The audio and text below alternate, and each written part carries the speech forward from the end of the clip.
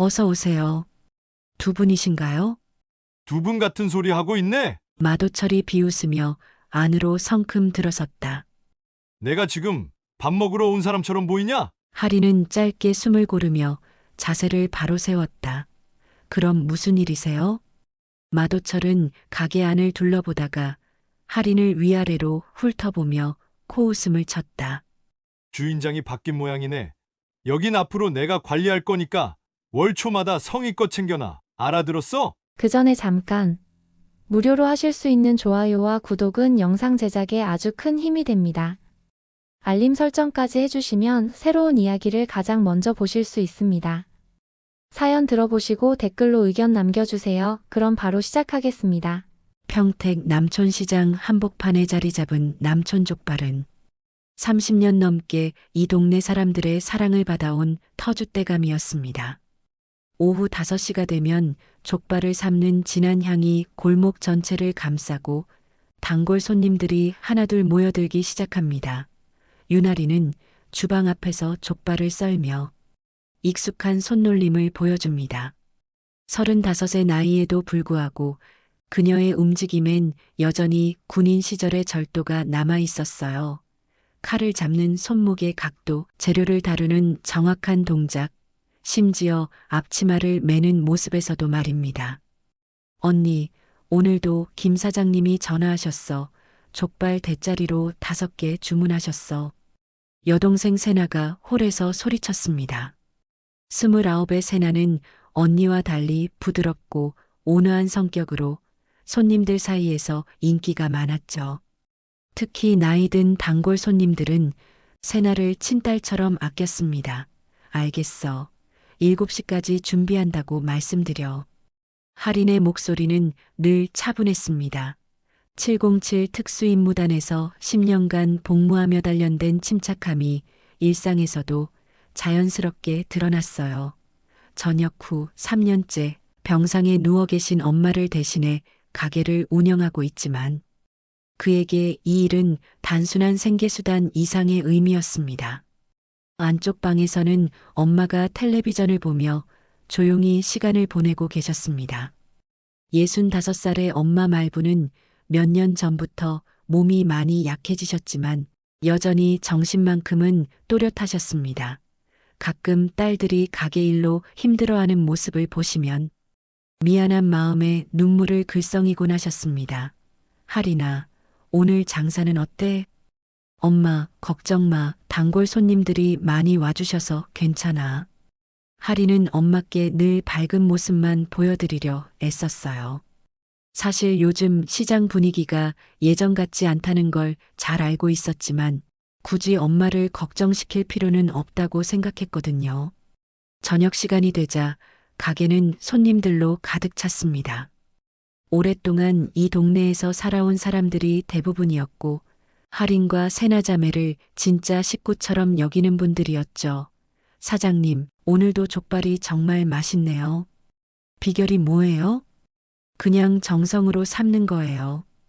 특별한 건 없습니다. 할인은 미소를 지으며 대답했습니다. 하지만 그의 마음 한편에는 묘한 불안감이 자리 잡고 있었어요. 며칠 전부터 시장에 낯선 사람들이 왔다 갔다 하는 모습을 목격했거든요. 정확히 말하면 낯선 게 아니라 너무나 익숙한 부류의 사람들이었습니다. 조폭, 군 복무 시절 다양한 임무를 수행하며 그런 사람들을 많이 봐왔던 할인에게는 한눈에 알아볼 수 있는 특징들이었어요. 걸음걸이, 말투, 시선, 옷차림까지. 하지만 아직은 직접적인 접촉이 없었고 할인도 굳이 먼저 나서서 문제를 만들고 싶지 않았습니다.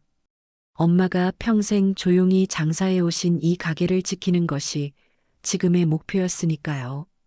그날 밤 마지막 손님이 떠나고 정리를 하던 중 할인은 엄마와 세나가 나누는 대화를 우연히 듣게 되었습니다. 세나야, 내일 산호파 사람들 올 텐데 미리 준비해둬야겠다. 네, 엄마. 봉투는 제가 준비해놨어요. 할인의 손이 멈췄습니다. 산호파? 봉투? 무슨 얘기인지 정확히 알 것 같았지만 확신이 서지 않았어요. 엄마 방으로 들어가자 말분이 조심스럽게 입을 열었습니다. 할인아, 엄마가 너한테 말 안 한 게 있어.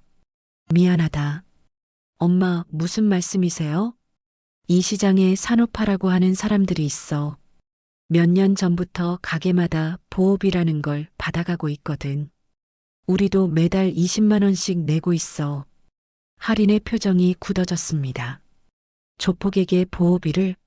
그것도 몇 년째? 엄마, 왜 말씀 안 하셨어요? 괜히 시끄럽게 만들고 싶지 않았어.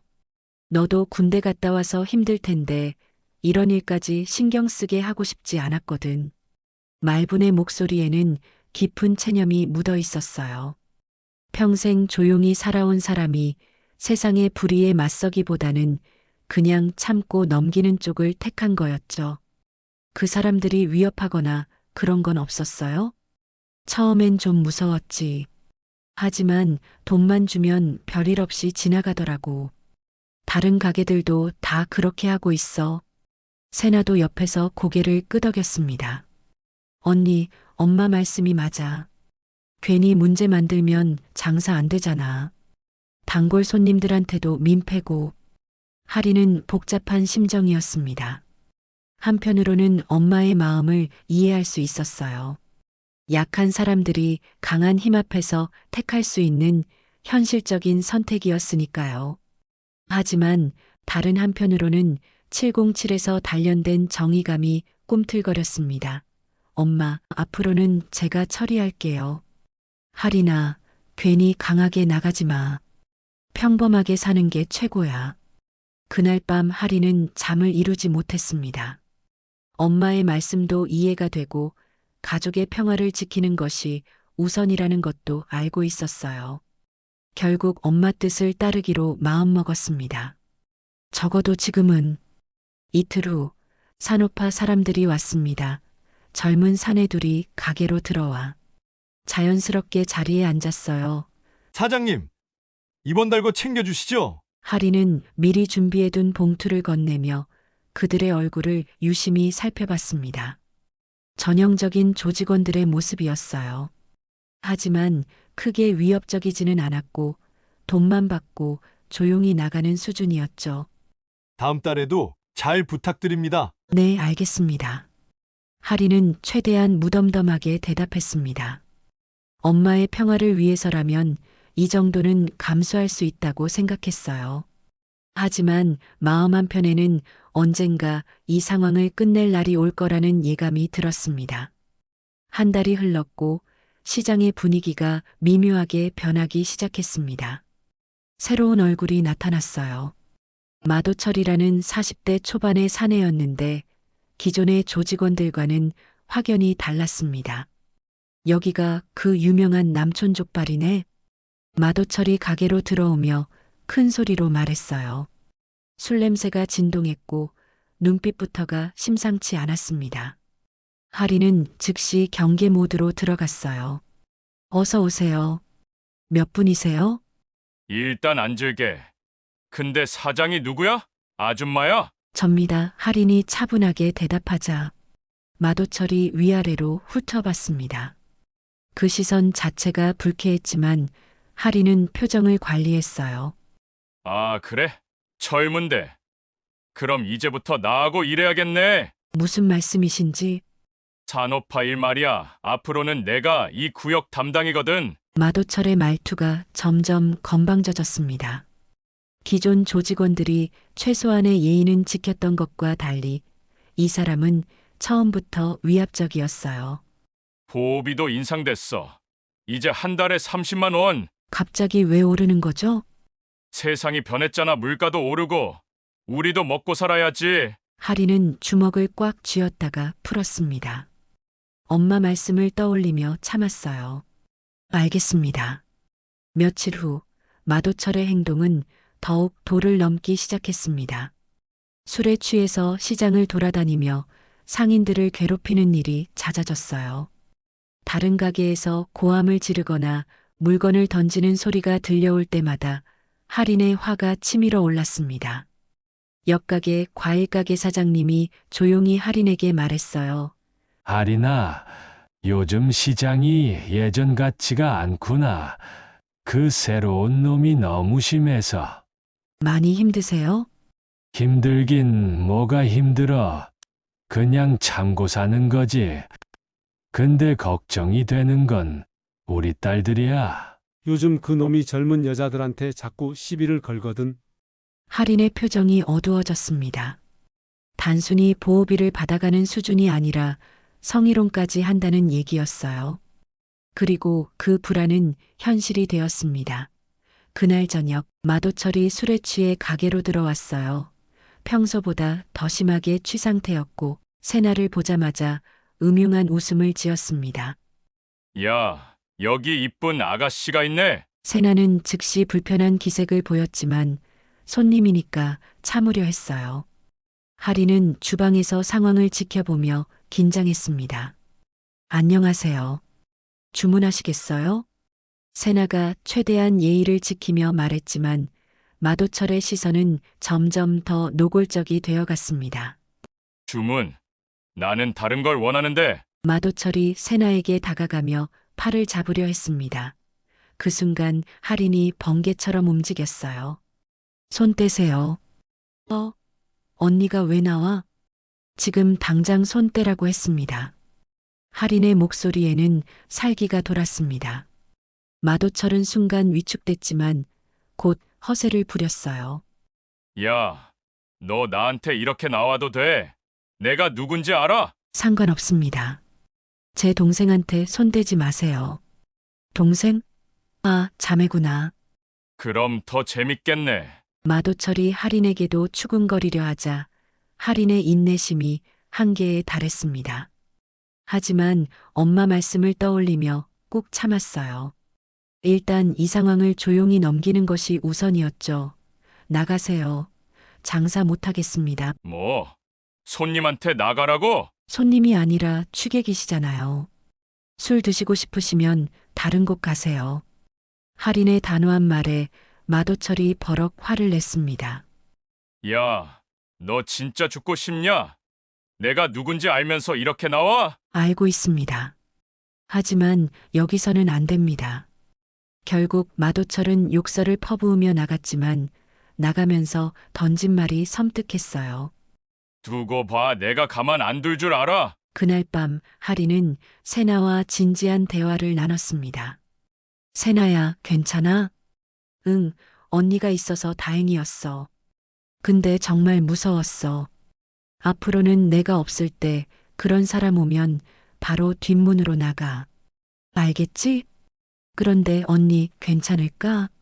그 사람이 복수하려고 하면 어떡하지? 할인도 그 부분이 걱정이었습니다. 마도철 같은 인간은 자존심에 상처를 입으면 더 위험해질 수 있거든요. 하지만 세나를 안심시켜야 했어요. 걱정하지 마. 내가 다 알아서 할게. 그러나 할인의 마음속에서는 변화가 일어나고 있었습니다. 엄마의 뜻을 따라 조용히 지내려고 했지만 가족을 위협하는 선을 넘었을 때는 다른 방법을 생각해 봐야겠다는 생각이 들었어요. 707에서 배운 것들이 단순히 과거의 기억으로만 남아있을 수는 없었습니다. 다음 날부터 할인은 조용히 준비를 시작했습니다. 우선 가게 곳곳에 작은 녹음기를 설치했어요. 만약의 상황에 대비해 증거를 남겨두는 것이 필요했거든요. 또한 기존의 CCTV 카메라도 보완했습니다. 마도철은 며칠 뒤 다시 나타났습니다. 이번에는 더욱 악랄해진 모습이었어요. 야, 지난번 일 사과 안 할 거야? 무슨 사과요? 손님한테 나가라고 한 거 말이야. 하리는 침착하게 대답했습니다. 술 취해서 제 동생을 괴롭힌 분한테 뭘 사과하라는 건가요? 야, 인연이 끝까지 뻑이네. 마도철이 테이블을 내리치며 소리를 질렀습니다. 다른 손님들이 놀라서 쳐다봤지만 마도철은 신경 쓰지 않았어요. 세나야, 손님들 안전한 곳으로 모셔드려. 할인이 차분히 말하자 세나가 재빨리 움직였습니다. 손님들은 상황이 심상치 않다는 걸 직감하고 자리를 피했어요. 좋아. 이제 우리끼리 얘기해보자. 마도철이 할인에게 다가가며 협박했습니다. 너 같은 년들은 혼나봐야 정신을 차려. 여기서 누가 우위인지 알려줄게. 저희는 매달 보호비도 제때 내고 있는데 뭐가 문제인가요? 문제는 내 태도야. 나한테 대드는 게 문제라고. 마도철이 할인의 어깨를 잡으려는 순간 할인이 정광석화처럼 움직였습니다. 707에서 배운 합기도 기술로 마도철의 손목을 비틀면서 동시에 다리를 걸어 넘어뜨렸어요. 으악! 마도철이 바닥에 나뒹굴었습니다. 너무나 깔끔하고 빠른 동작이었기 때문에 마도철은 무슨 일이 일어났는지 제대로 파악하지 못했어요. 일어나세요.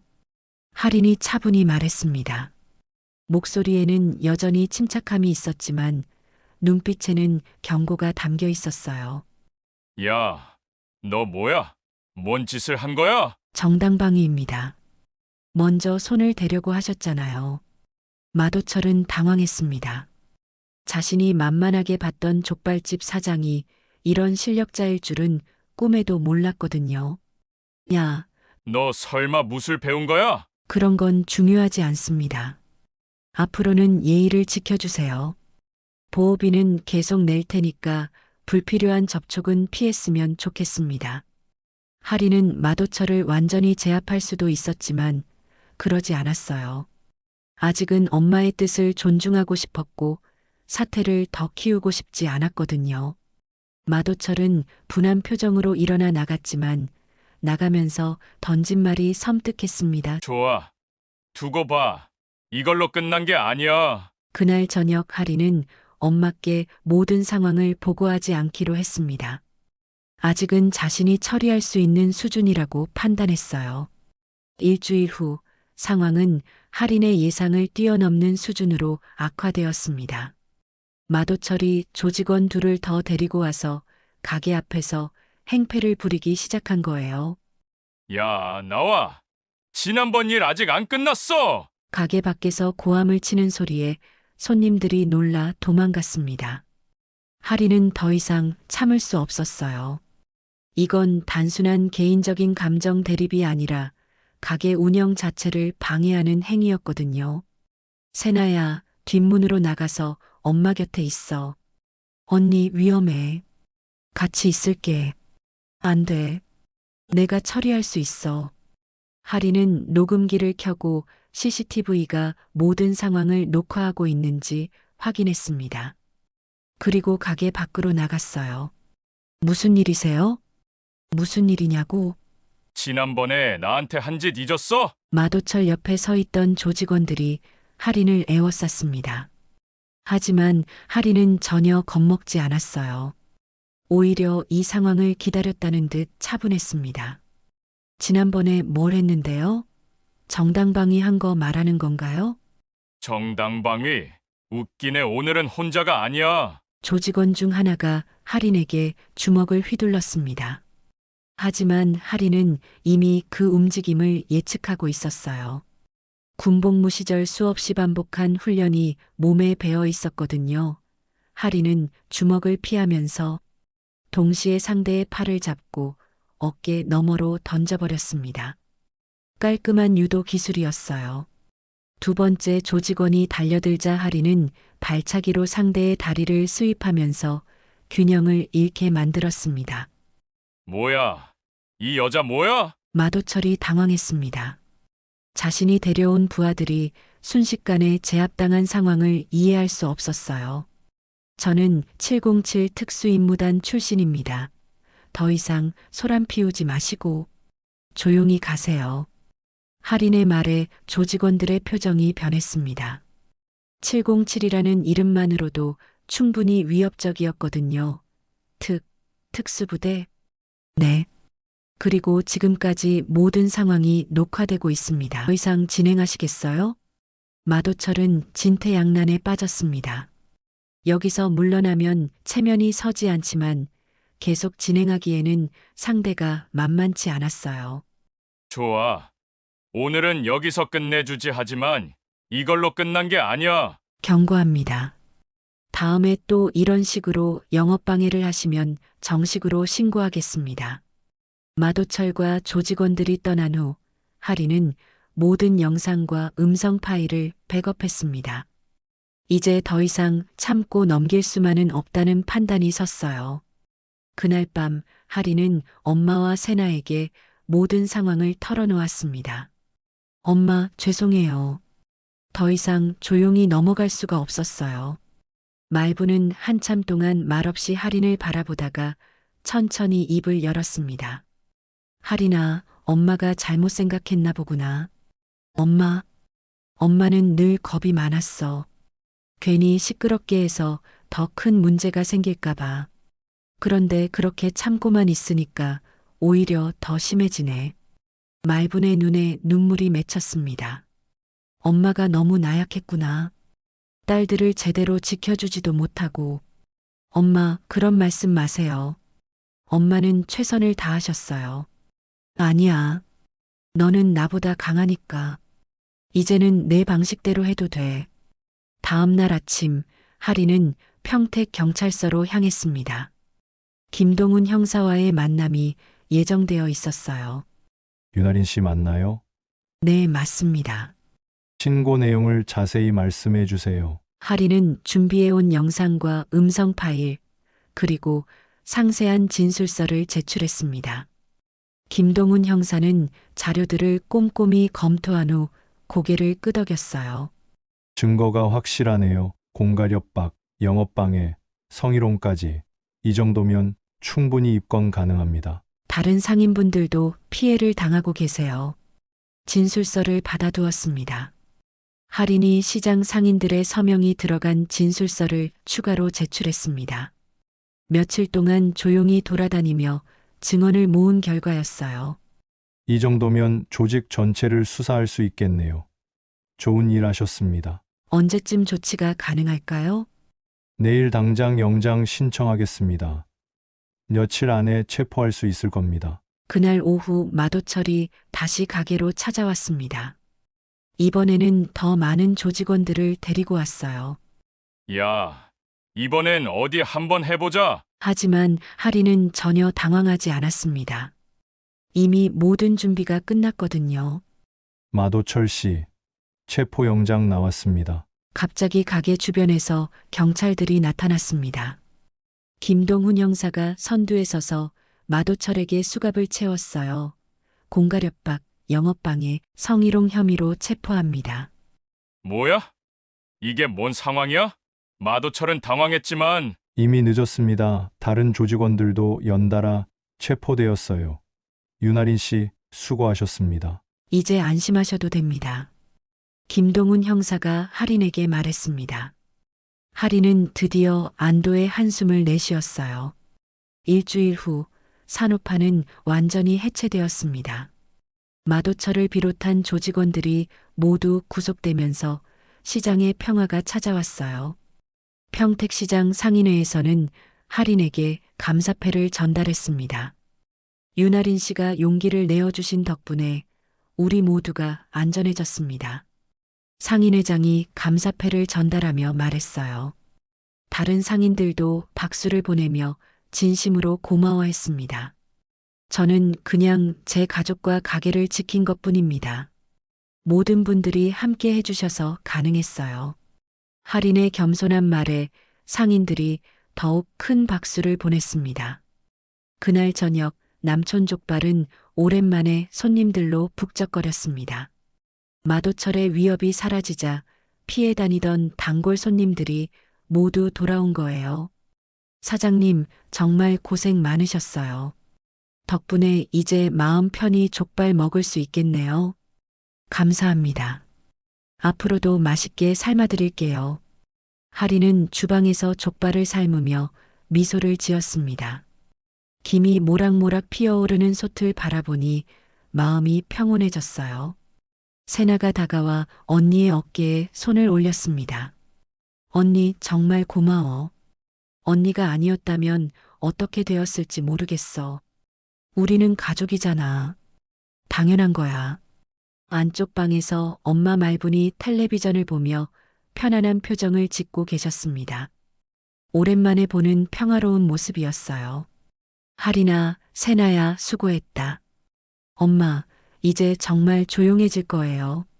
할인이 엄마께 말씀드리자 말분이 눈물을 글썽이며 대답했습니다.